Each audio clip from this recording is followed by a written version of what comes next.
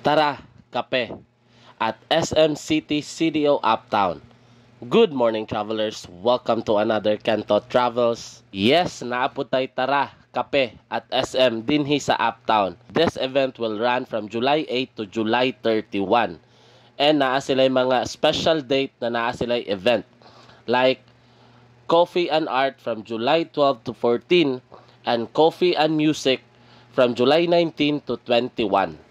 So, sa mga coffee lover and mga artist, bisita na mo sa July 12 and 14.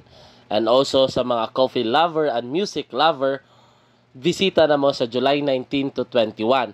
And this event will run until July 31. So, anytime pwede mo bisita sa SM City CDO Uptown para mag-coffee and chill. And also, ipakita na ko sa inyo kung kinsa ang mga store na nag-join ani na event and mga coffee shop like Always Coffee,